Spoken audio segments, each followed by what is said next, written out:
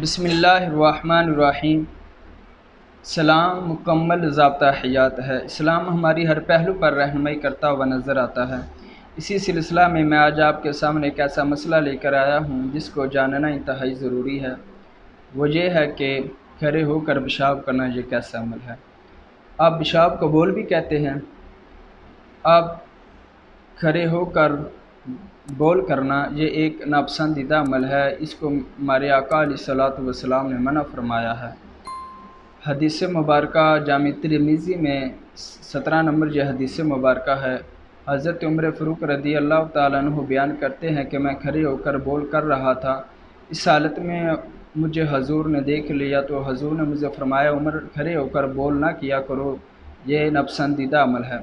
فرماتے ہیں میں نے اس دن کے بعد کھڑے ہو کر بول نہیں کیا۔ اب اس کے کیا نقصانات ہیں؟ حضور نے کس وجہ سے اس کو منع فرمایا ہے؟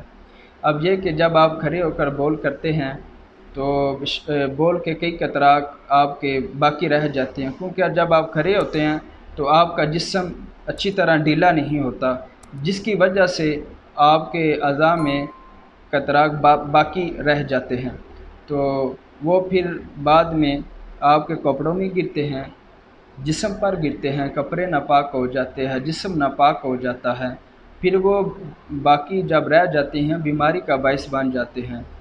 تو یہ حیا کا تقاضا بھی نہیں کہ یہ آپ کھڑے ہو کر بول کریں۔ حیا کا تقاضا یہ ہے، اچھا اور پسندیدہ عمل یہ ہے کہ آپ بیٹھ کر اچھے طریقے سے بول کریں، یہاں تک کہ آخری قطرہ جب تک زائل نہیں ہو جاتا۔